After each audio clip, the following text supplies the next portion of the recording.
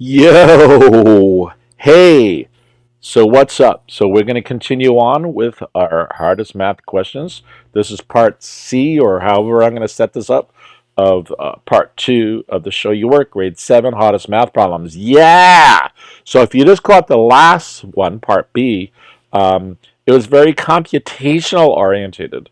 And that's kind of really the skill and concept they were testing there. You can say, how is that testing a skill? Because it's testing operations and knowing what to apply. And it was about percents, and many students got that question wrong out of hundreds of thousands of students. So it's kind of the thing that you guys need to psych yourself on. Come on, guys, you can do it. All right? So this is kind of a question that involves geometry. It also has an aspect to it that's computationally intensive as well. So, what just happened here? Where's this silly thing? Let me see here. Let's try to pull this in if we can.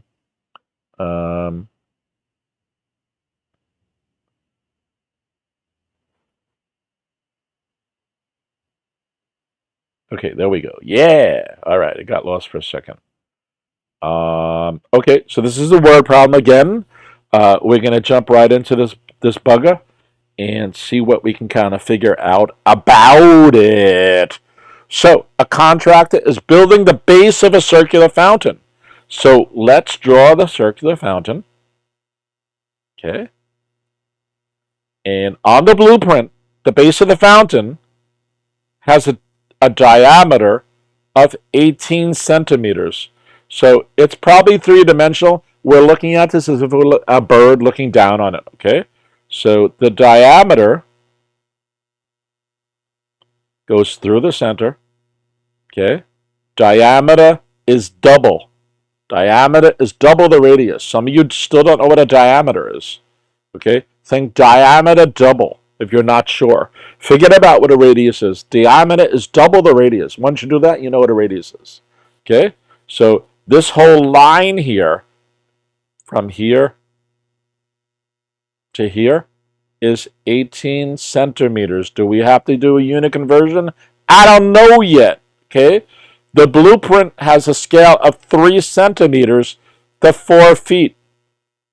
3 centimeters to 4 feet.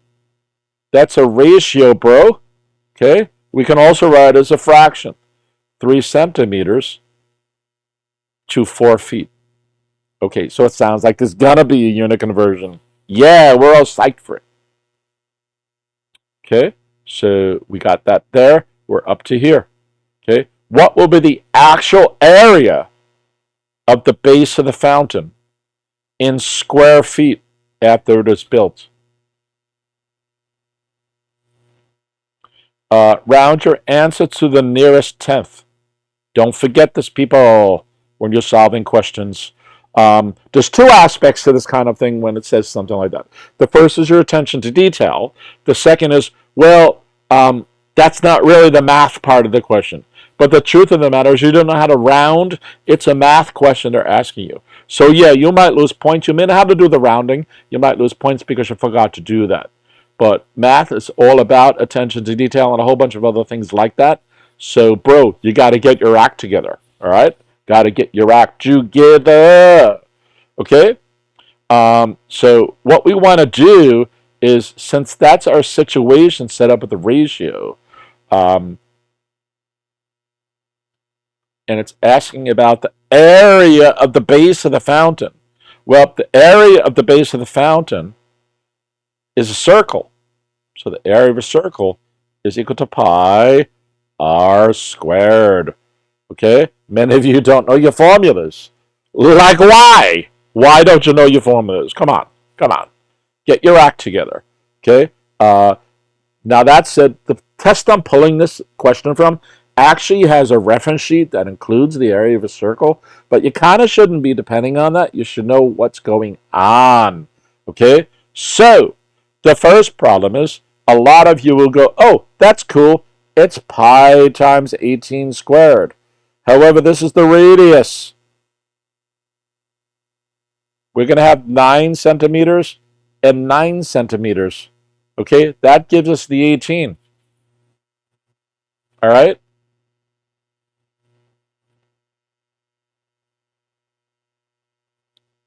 So it's not 18 squared, it's pi times 9 squared if we were getting the area that way. But there's still a problem there, bro. This 9 is centimeters. They want the area in square feet. Yikes. So we need to do a conversion.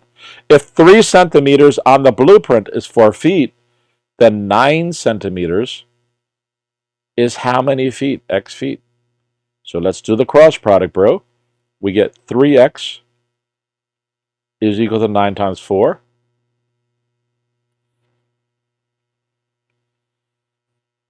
Is 36. Divide both sides by 3. And we get x equals 12.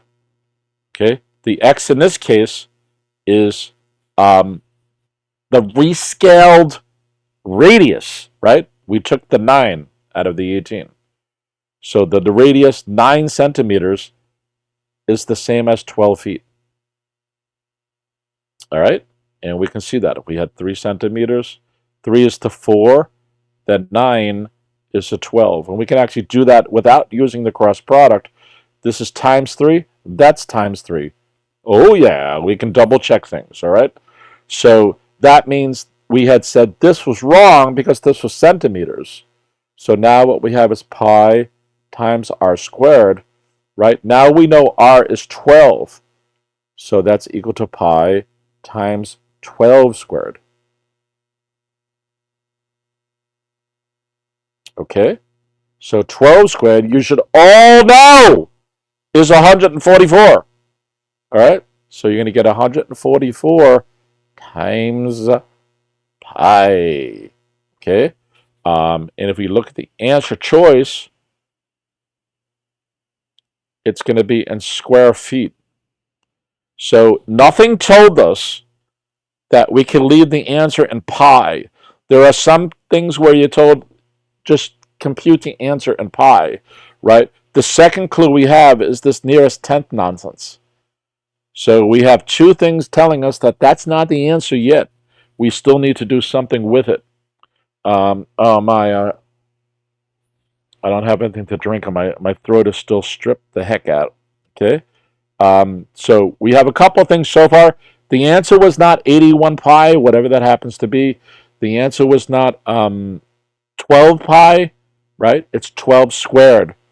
So we're ruling out stuff.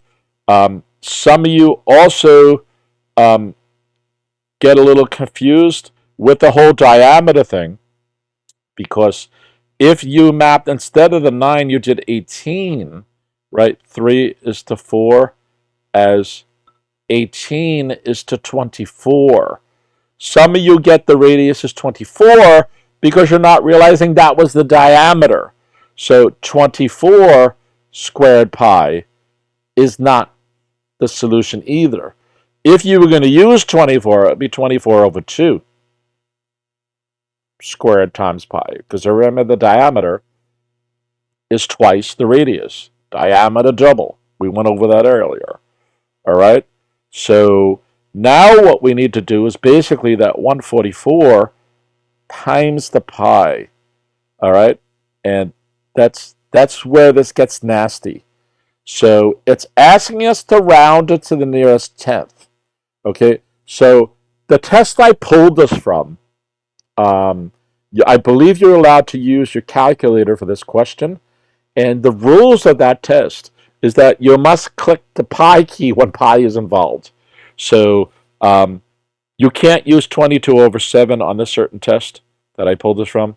You can't use 3.14 on this certain test I pulled it from either. You have to use the pi key, which basically will give you enough significant digits, like 3.1415, 926, right?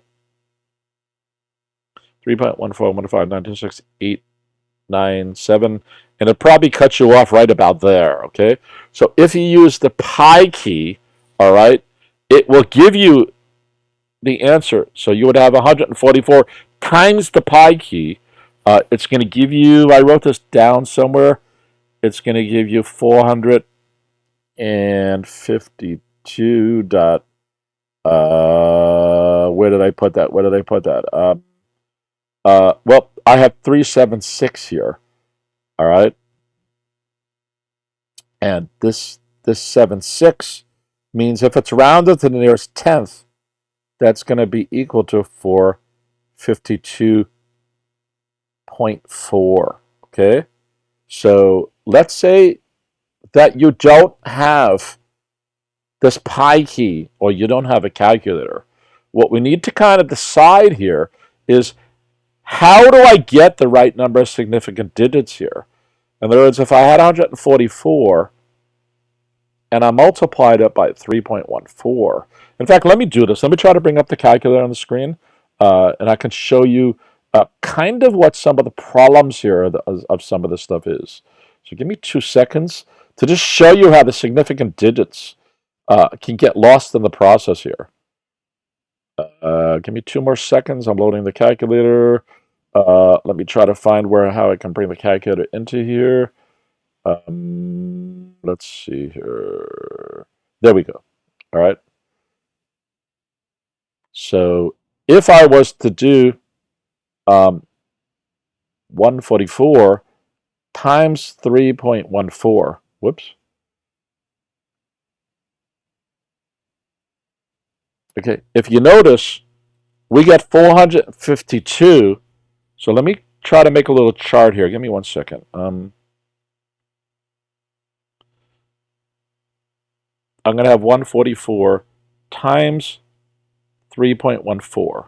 Okay, so that gives us 452.16. Let me just see if that was the right number, because my screen is limited. 452.16. So now what I'm going to do is 144 times 3.141. Okay, and look what happened there. It bumped up the number. So if I do it times 3.141, we get 452 dot, where was that again? Dot 304, right? If you notice, so if it said round to the nearest tenth, if I use 3.14, I have 452.1, dot 2. If I use 3.141, I have 452.3 is the thing, right? Because that rounds up. So now let's try another one where we multiply it by 3.1415. Okay? So we have 144 times 3.1415. Okay? Okay, so there we get the 452.3, 452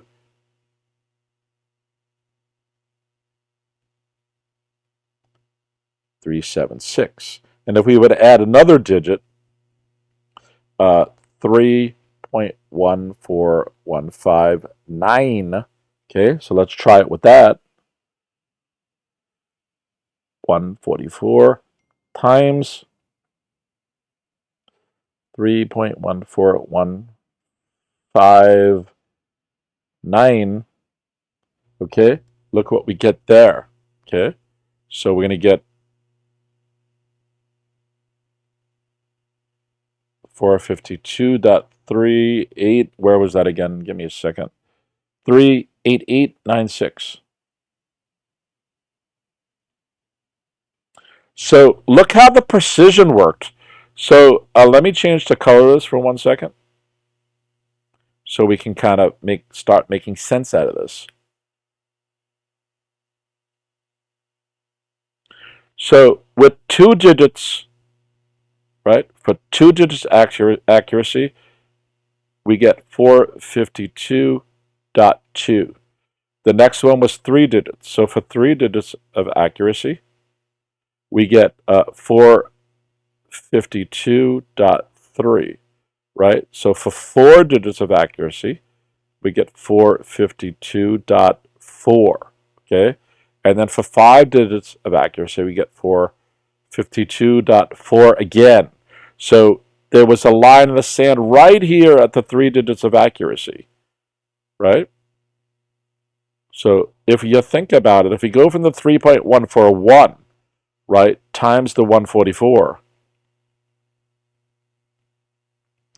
if the answer is going to be like 3 digits xyz dot abc, right, the b here has to be the deciding factor to determine what happens with that tenth.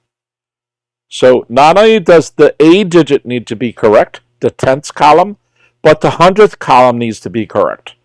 In other words, we can't get the tenth. We can't answer this to the nearest tenth without also getting the hundredth correct.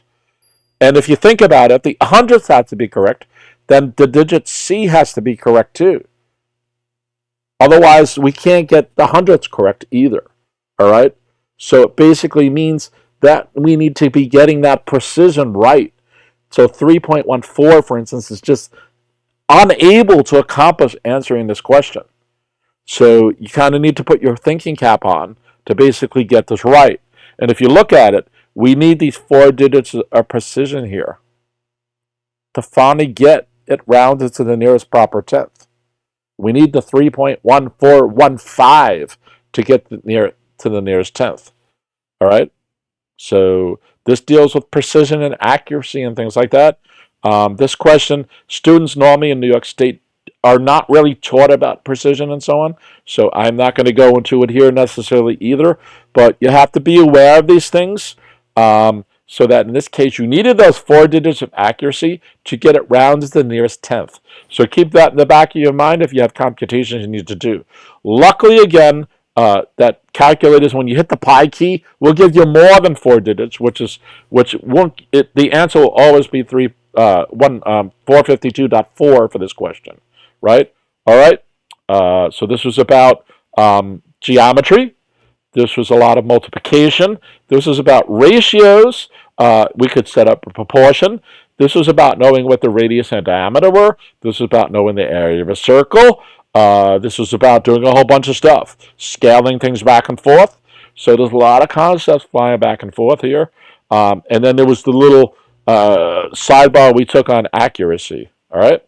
All right, so I'm going to leave this one by itself. Please subscribe to the channel. Please hit the like button. There's more coming. We still got 2 more questions for this little snippet of stuff. Peace.